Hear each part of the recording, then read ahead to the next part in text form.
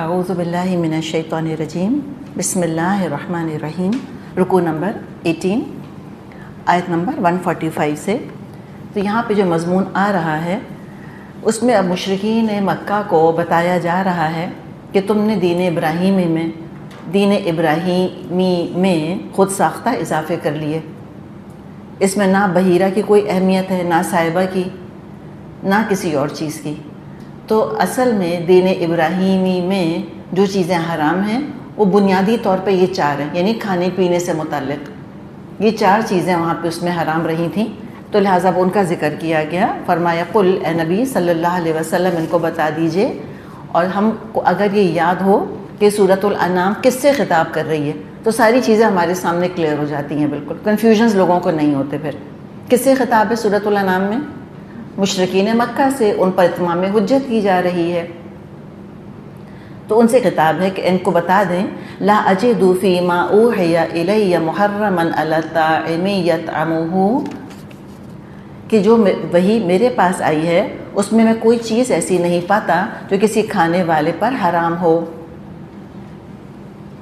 الا ان یکون میتۃ، الا یہ کہ مردار ہو، او دما مسفوحا، یا بہتا ہوا خون ہو، او لحم خنزیر، یا سور کا گوشت ہو، فإنہ رجس، وہ تو ناپاک ہے، او فسقا، یا فسق ہے، کیا احل لغیر اللہ بھی، اللہ کے سوا کسی اور کے نام پر جو چیز ذبح کی گئی ہو،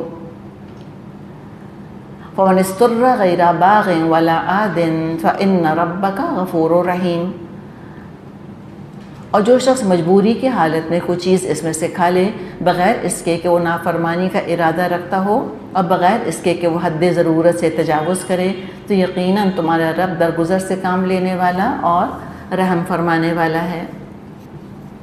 تو مردار کی بات آ رہی ہے، مردار کی تفصیل سورت کے شروع میں آ چکی۔ آخری چیز جس کا ذکر کیا گیا احل لغیر اللہ بھی، اس کی نجاست ظاہری نہیں ہے، باطنی نجاست ہے، وہ ہے شرک۔ غیر اللہ کی خوشنودی کے لیے جو قربانی ہوگی وہ حرام ہے، یعنی نمبر 1 نیت کی کسی قبر والے یا پیر فقیر کو راضی کرنے کی، اور پھر جانور قربان کیا بسم اللہ اللہ اکبر کہہ کر، وہ حرام ہو جائے گا۔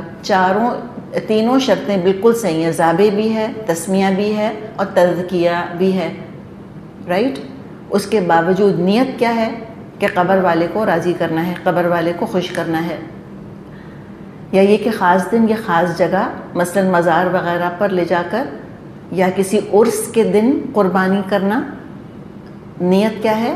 مزار والے کی عظمت ہے کہ جس کا عرس منایا جا رہا ہے اس کی خوشنودی درکار ہے، تو چاہے وہ تینوں شرائط پوری ہوں پھر بھی حرام ہے۔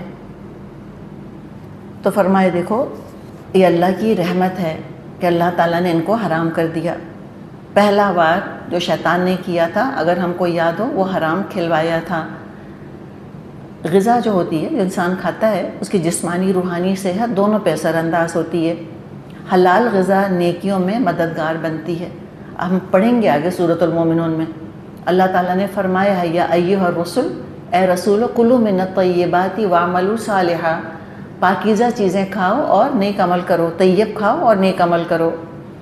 حرام غذا جسم کو نقصان دے گی یا عقل کو نقصان دے گی یا روح کو نقصان دے گی۔ اگر سائنٹیفکلی ہم دیکھیں تو ہو سکتا ہے کہ یہ بات ثابت ہو جائے کہ حرام غذا جسم کے ہارمونز پر، انزائمز پر، کیمیکلز پر اثر انداز ہوتی ہے۔ اگر وہ ذرا اس کا تجربہ کر کے دیکھیں کہ کیا ہوتا ہے، ان کے سامنے چیزیں آ جائیں گی۔ سور کے گوشت کے تو بے شمار نقصانات سامنے آ رہے ہیں، وہ خود کہتے ہیں کہ ہاں یہ نقصان دہ ہے۔ اور یہ جو ہم ہارمونز کی بات کر رہے ہیں، ہم انزائمز کی بات کر رہے ہیں، اور جو ہم کیمیکلز کی بات کر رہے ہیں، یہ کہاں سے بنتے ہیں؟ آبویسلی جو غذا ہم کھاتے ہیں اسی میں سے یہ چیزیں ساری بن رہی ہوتی ہیں، اور یہی دماغ کو کنٹرول کر رہی ہوتی ہیں۔ ہمارے پیچیٹری گلینڈ ہے اور مختلف ہمارے گلینڈز ہیں برین کے اندر ہیں، وہ سیکریٹ کر رہے ہوتے ہیں چیزیں، تو وہ سارے جو ہمارے سیکریشنز ڈیولپ ہو رہے ہیں، بن رہے ہیں، وہ کہاں سے بنتے ہیں؟ انہی سے بنتے ہیں۔ تو دماغ کو کنٹرول کرنے والی بھی تو یہی سارے کیمیکلز ہیں۔ تو تھاٹ پیٹرن پہ، بیہیویئر پر غذا اثر انداز ہو سکتی ہے، شخصیت کو بدل سکتی ہے۔ آج پرسنالٹی آلٹرنگ ڈرگز آ رہے ہیں کہ آپ وہ ڈرگز اگر استعمال کر لیں تو شخصیت بدل کے رہ جاتی ہے. تو اللہ تعالیٰ ظاہر اور باطن دونوں کی حفاظت چاہتا ہے. دمن مصفوحاً یعنی بہتا ہوا خون، اگر تھوڑا بہت کہیں لگا رہ جاتا ہے کلیجی کے اندر یا کہیں گوشت کے اندر کوئی چھوٹی موٹی آرٹری وین ساتھ آ جاتی ہے لگ کر، وہ حرام نہیں ہے. تو یہاں پہ اسپیسیفائی کر دیا قرآن نے، خود قرآن اپنی تفسیر کرتا ہے کہ کیسا خون؟ بہتا خون، کہ باقاعدہ جیسے کہ پانی یا کوئی مشروب پیا جاتا ہے اس طرح خون کو پیا جائے. اور لحم خنزیر کے بارے میں بات ہم کر چکے، اور احل لغیر اللہ بہ، یہ تو بہت بڑا حرام ہے. تو یہ چیزیں دراصل دین ابراہیمی کے پوائنٹ آف ویو سے دیکھی جائیں ان میں بھی سب کی سب حرام تھیں. تو پھر مکے والوں کو دعوت دی جا رہی ہے کہ تم نے کیا آربیٹری حرام اور حلال بنا لیا کہ اس کا بچہ ہوگا تو وہ نہیں کھائے گا، اور زندہ ہوگا تو وہ کھائے گا، مردہ ہوگا تو وہ کھائے گا. یہ نر جو ہے یہ اس کے لیے حرام ہے اور مادہ جو ہے وہ اس کے لیے حلال ہیں. یہ تم نے کیا گورکھ دھندا بنا لیا؟ سیدھا سیدھا جو دین نے بتا دیا اس پر تم چلو. اور اس کے علاوہ ہم جانتے ہیں کہ یہ جو اللہ تعالیٰ نے ذکر فرمایا، اس کے علاوہ کچھ جانور ہیں جو کہ آپ صلی اللہ علیہ وسلم نے حرام کیے ہیں، اس کے بارے میں ہم پیچھے بات کر چکے تھے.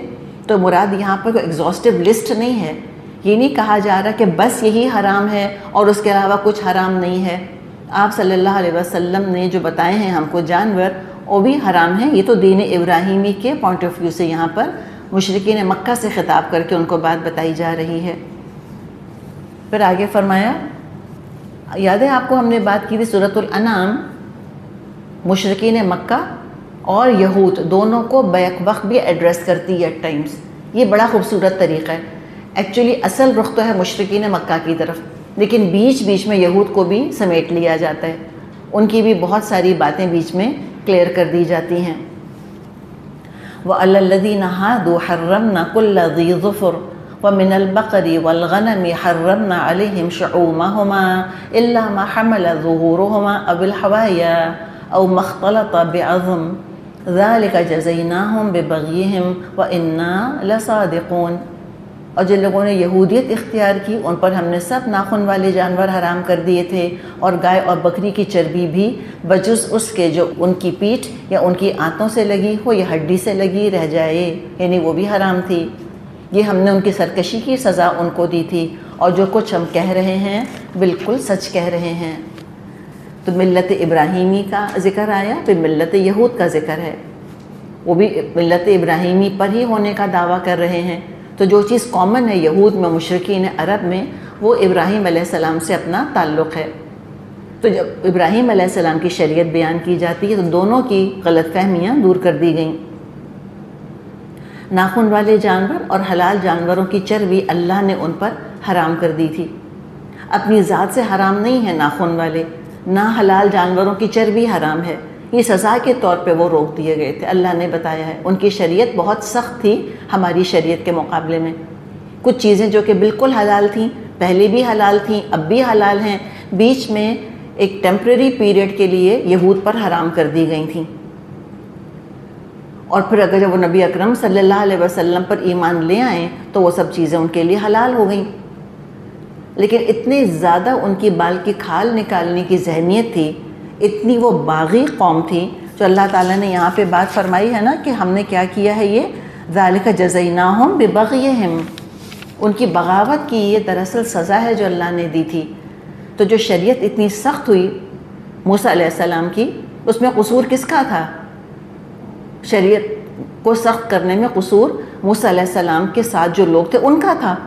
اس لیے کہ شریعت ہم جانتے ہیں وہ تو کوئی بعد میں بنا نہیں سکتا، وہ تو اللہ بناتا ہے، اللہ کے رسول بناتے ہیں. کتاب ایک دفعہ نازل ہو چکی اور رسول دنیا سے جا چکے، پھر تو شریعت جو ہے وہ تو فکسڈ ہو گئی اپنی جگہ، اس میں تو حلال حرام نہیں ہو سکتا.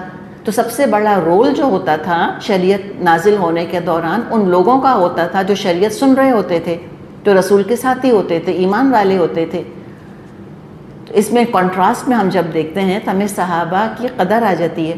ہماری شریعت جتنی فلیکسیبل، اتنی نرم، اتنی جنٹل، اتنی آسان ہے، بہت بڑا کریڈٹ صحابہ کو جاتا ہے. انہوں نے اپنے آپ کو عادی کر لیا تھا سمعنا و اطعنا کا، سنا اور اطاعت کری، اور کوئی ایکسٹرا سوال نہیں پوچھا کرتے تھے. اللہ ان کو کروڑوں کروڑوں رحمتوں سے نوازے. ان کی دراصل یہاں پر شخصیت ہے، ان کی سمع و اطاعت ہے جس نے کہ پوری امت کو فائدہ پہنچایا. ورنہ اگر ابو بکر اور عمر اور عثمان اور علی اور بلال رضی اللہ عنہم ان کی یہ منٹیلٹی، یہ ذہنیت ہوتی، بال کی کھال نکال نکال نکال نکال، ہماری شریعت کا بھی وہی حال ہوتا. تو یہ یاد ہم رکھیں کہ شریعت بنانے میں اللہ کے رسول اور ان کے بعد پھر صحابہ کا بھی کردار ہے، ان کا بھی رول ہے. تو اللہ تعالیٰ نے حلال سے محروم کر دیا تھا بنی اسرائیل کو. اسلام میں یہ حرام نہیں ہے، یعنی کہ چربی بھی حلال ہے اور جو ناخن والے جانور ہیں وہ بھی حلال ہیں. تو جو یہودی آسانی کے ساتھ دین پر عمل کرنا چاہتا ہے وہ ایمان لے آئے، مسلمان ہو جائے.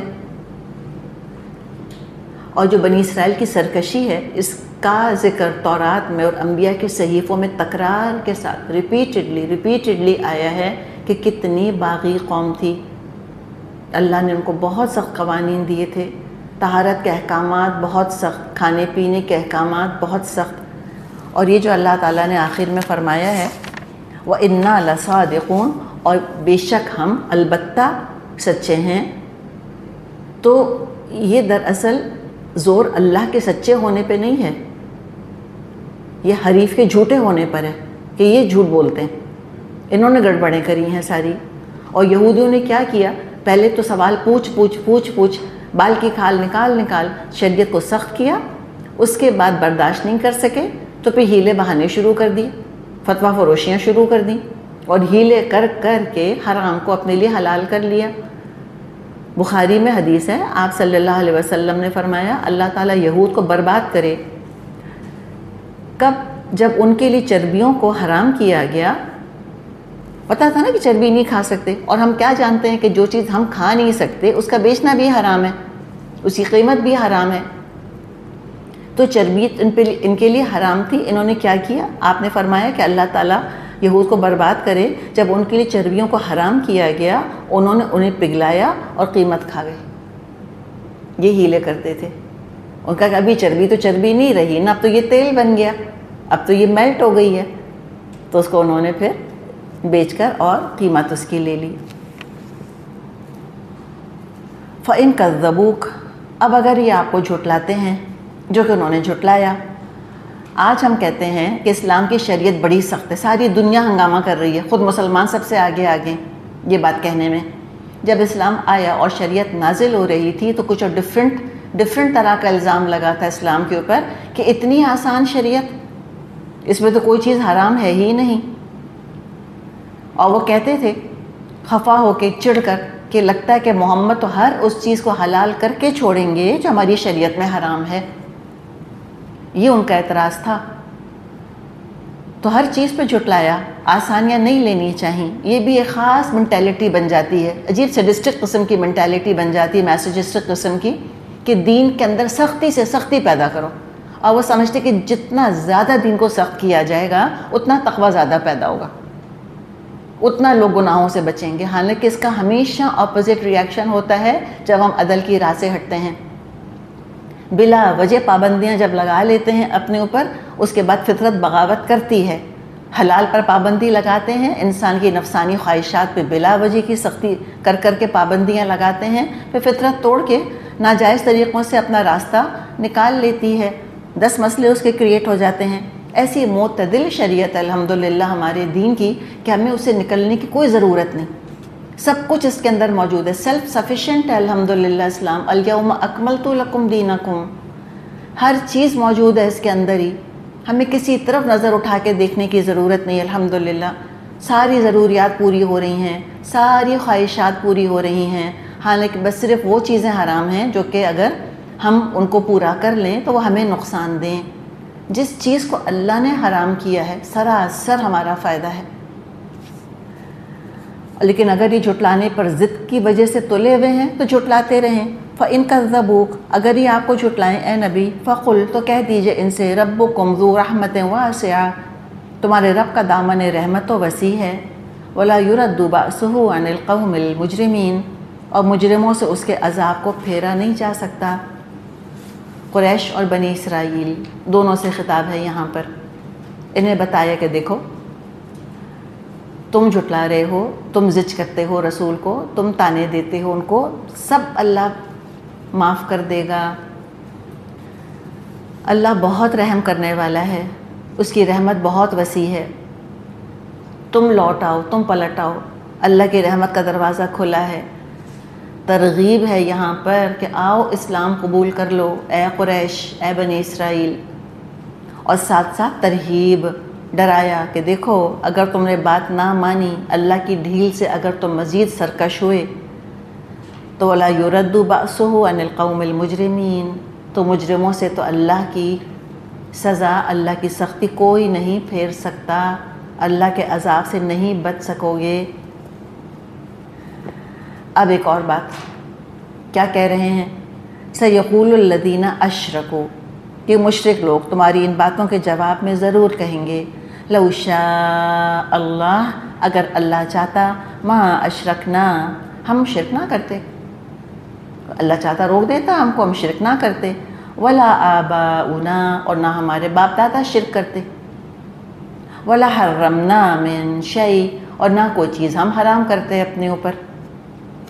یہ ان کی اپنی ایک دلیل تھی، خالص شیطانی فلسفہ. اپنی بے عملی کا، اپنی گمراہی کا، اپنی بغاوت کا الزام اللہ پہ رکھ دیا. دراصل رسول صلی اللہ علیہ وسلم کی بات نہ ماننے کے بہانے کس کو بہانہ بنایا؟ تقدیر، مشیت اللہ کو. اللہ کی مشیت یہی تھی کہ ہم یہ کریں، یعنی کہ اللہ کی مرضی اگر تھی کہ ہم یہ کریں، اس کا مطلب ہے جو ہم کر رہے ہیں ٹھیک کر رہے ہیں، اور ٹھیک نہیں بھی کر رہے تو ہم قصوروار نہیں ہیں. ہم کیا کریں؟ ہم تو مجبور محض ہیں. جو اللہ نے چاہا ہم نے تو وہی کیا. تم بھی کہتے ہو کہ اللہ کی اجازت کے بغیر کوئی کچھ نہیں کر سکتا، تو ہمیں بھی اجازت ملی ہوئی ہے، ہم کر رہے ہیں تو اس کا مطلب ہے اللہ راضی ہوگا ہم سے. تم کیا روکنے آ گئے ہم کو؟ یہ ان کی تھیوری تھی. كَذَلِكَ كَذَّبَ الَّذِينَ مِن قَبْلِهِمْ حَتَّى ذَاقُوا بَأْسَنَا، ایسی ہی باتیں بنا بنا کر ان سے پہلے کے لوگوں نے بھی حق کو جھٹلایا تھا، یہاں تک کہ آخر کار ہمارے عذاب کا مزہ انہوں نے چکھ لیا. پہلے لوگوں نے بھی ایسے ہی بہانے بنا کے رسولوں کو جھٹلایا تھا. حَتَّى ذَاقُوا بَأْسَنَا، یہاں تک کہ انہوں نے ہماری سختی چکھ لی. یعنی اللہ نے کیا بتایا ہے سننے والوں کو کہ اگر یہ دلیل صحیح ہوتی تو اللہ تعالیٰ ان قوموں پر کیوں عذاب نازل کرتا؟ اگر تمہارا قول ویلڈ ہے کہ اللہ نہ چاہتا تو ہم شرک نہ کرتے، اللہ نہ چاہتا تو ہم یہ چیزیں حرام نہ کرتے، اگر تمہارے لیے دلیل ویلڈ ہے اے مشرکین عرب، تو یہی لاجک، یہی دلیل تو پچھلی قوموں کے لیے بھی ویلڈ ہونی چاہیے تھی. وہ بھی شرک کی وجہ سے تباہ برباد کیے گئے. قل، کہہ دیجئے ان سے، هل عندکم من علم فتخرجوه لنا، کیا تمہارے پاس کوئی علم ہے جس کو ہمارے سامنے تم پیش کر سکو؟ ایک سوال ہے، چیلنج ہے، یعنی کہ نہیں کر سکیں گے. ایسی من گھڑت باتیں ساری کی ساری. ان تتبعون الا الظن وان انتم الا تخرصون، تم محض گمان پر چل رہے ہو اور نری قیاس آرائیاں کرتے ہو. یعنی کوئی علمی دلیل موجود نہیں ہے، بس فرار کے لیے ایسی باتیں کرتے ہیں. کسی کام کی آزادی ملنا ہرگز اس بات کی دلیل نہیں ہے کہ اللہ کے ہاں بھی وہ کام ٹھیک ہے. ورنہ اگر یہ دلیل پکڑ لی جائے کہ اللہ نہ چاہتا تو کوئی شرک نہ کرتا، اللہ نہ چاہتا کسی چیز کو حرام نہ کرتے، تو ہر قاتل، زانی، چور، ڈاکو، ڈکٹیٹر، ماس مرڈرر، سیریل کلر یہ دلیل استعمال کر سکتا ہے اپنے حق میں. ہٹلر بھی کہہ سکتا اللہ نہ چاہتا تو میں یہ کام نہ کرتا جو میں نے کیا. یہ دراصل فرار کی ساری باتیں ہیں. اللہ تعالیٰ نے دنیا کو امتحان کی جگہ بنایا ہے اور یہاں پر لوگوں کے پاس اختیار کی آزادی ہے. تو اللہ کی اجازت، اذن کوئی اور چیز ہے اور اللہ تعالیٰ کی رضا کوئی اور چیز ہے. یہ سورہ زمر پہ انشاءاللہ اللہ نے ہم کو پہنچایا تو وہاں پر ہم اس کے بارے میں بات کریں گے کہ اس میں کیا فرق ہے دونوں چیزوں کے اندر. فی الحال سمپل تو سمجھ لیں کہ اجازت سب کے لیے ہے، جو مرضی کرو. امتحان کے ساتھ تو پھر انڈیپینڈنس آزادی رائے تو ضروری ہے، ورنہ امتحان کیا ہوا پھر وہ. اور اللہ کی رضا چند لوگوں کے لیے ہے جو اس کی اطاعت کرتے ہیں. قل کہہ دیجئے ان سے فللہ الحجۃ البالغہ، حقیقت رس حجت تو اللہ کے پاس ہے. فلو شاء، اگر اللہ چاہتا، لہداکم اجمعین، اللہ تم سب کو ہدایت دے دیتا. اللہ تعالیٰ نے دلیل پیش کی ہے، اللہ نے حجت پیش کی ہے، اللہ نے علم دے دیا ہے، تم کو مشاہدہ کرنے کی اللہ تعالیٰ نے قدرت دی ہے، اللہ نے ثبوت فراہم کر کے رہنمائی کر دی ہے.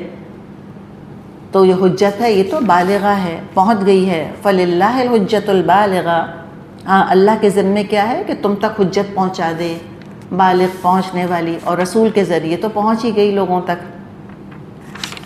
ورنہ زبردستی ہدایت اگر دینی ہوتی اللہ کو تو حجت البالغہ کی کیا ضرورت تھی؟ جانوروں کو یا پانی کو یا تاروں کو تو کسی دلیل کی حجت کی ضرورت نہیں ہے یہ جاننے کے لیے کہ اللہ ان کا رب ہے. کوئی اور مخلوق شرک نہیں کرتی سوائے انسان اور جن کے.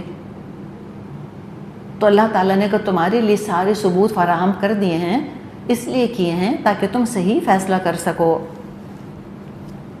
قل ہلم شہداءکم الذین یشہدون ان اللہ حرم ھذا، ان سے کہو لاؤ اپنے وہ گواہ جو اس بات کی شہادت دیں کہ اللہ ہی نے ان چیزوں کو حرام کیا ہے.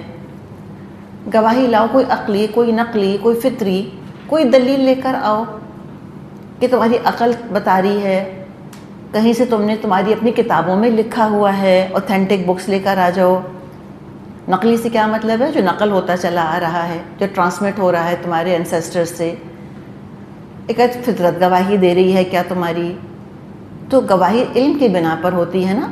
کوئی علم ہے تمہارے پاس؟ نہیں ہے، صرف ضد کی وجہ سے ہاں کہیں گے. تو کہا فَإِن شَهِدُوا، اگر وہ شہادت دیں کہ ہاں ہیں ہمارے گواہ اور وہ کہتے ہیں اللہ نے یہ حرام کیا ہے، فَلَا تَشْهَدْ مَعَهُمْ، تم ان کے ساتھ شہادت مت دینا.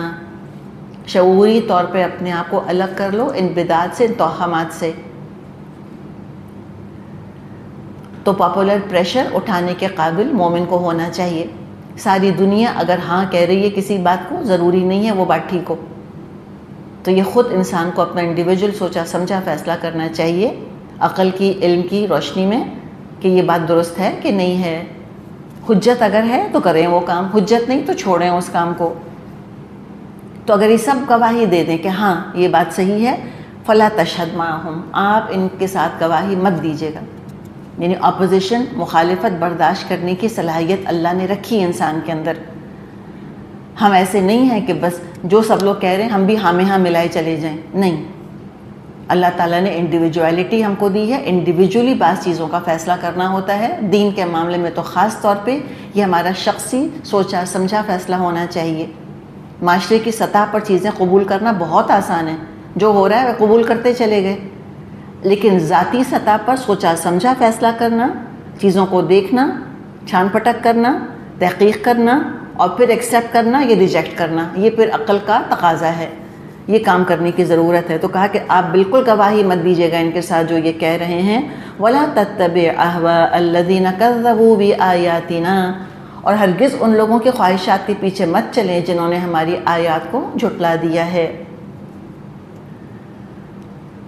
وَالَّذِينَ لَا يُؤْمِنُونَ بِالْآخِرَةِ وَهُمْ بِرَبِّهِمْ يَعْدِلُونَ، اور جو آخرت کے منکر ہیں اور جو دوسروں کو اپنے رب کا ہمسر بناتے ہیں.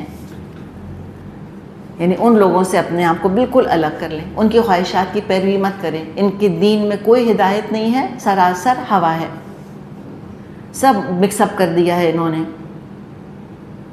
حلال حرام صرف وہ جو اللہ رسول نے بتا دیا. جو ایڈیشن سبٹریکشن اپنی طرف سے کرتا ہے وہ دراصل اللہ کا شریک ہونے کا دعویٰ کر رہا ہے، اور یہ آخرت کو مانتے نہیں ہیں. تبھی دین کو کھیل بنا دیا ہے انہوں نے، اور اپنے رب کے ساتھ انہوں نے برابر کر دی ہیں. عدل مطلب برابر کر دیے ہیں، یعنی اللہ کے ساتھ انہوں نے شریک ٹھہرا لیے. تو یہاں تو منع کیا گیا کہ اور انکار کیا گیا اور رد کیا گیا ان تمام رسومات، توہمات، بدعات کو جنہوں نے ایڈ کر لی تھیں. اب آگے جب یعنی پہلے جب بتا دیا کیا غلط ہے کیا غلط ہے کیا غلط ہے، تب آگے یہ بھی تو بتانا ہے نا کہ کیا صحیح ہے. تو آگے ملت ابراہیم، دین ابراہیمی کا خلاصہ بیان کیا جا رہا ہے. آگے جو رکوع آ رہا ہے اس میں مشرکین مکہ کو سمجھایا جا رہا ہے کہ تم کن بھول بھلائیوں میں پڑ گئے ہو. کیا تم نے دین کو عجیب و غریب قسم کا پزل بنا کے رکھ دیا ہے، میز بنا دی ہے اس کو. بھول بھلائیاں نہ عقل قبول کرتی ہے نہ فطرت قبول کرتی ہے. ہو یہ گیا ہے کہ ان چیزوں نے تمہاری پرائیورٹی لے لی ہے، تمہاری پرائیورٹی بن گئی ہیں، توجہ تمہاری اپنی طرف مبذول کرا لی ہے بیکار کی چیزوں نے، اور اہم باتیں اگنور ہو رہی ہیں. تو ان کا بھولا بسرا سبق تازہ کیا جا رہا ہے.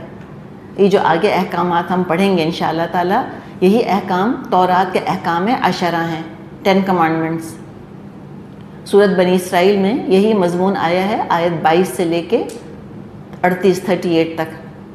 وہاں انشاءاللہ مزید تفصیل آئے گی. یہاں بھی اس کا اسکیچ ہے جو کہ آ رہا ہے.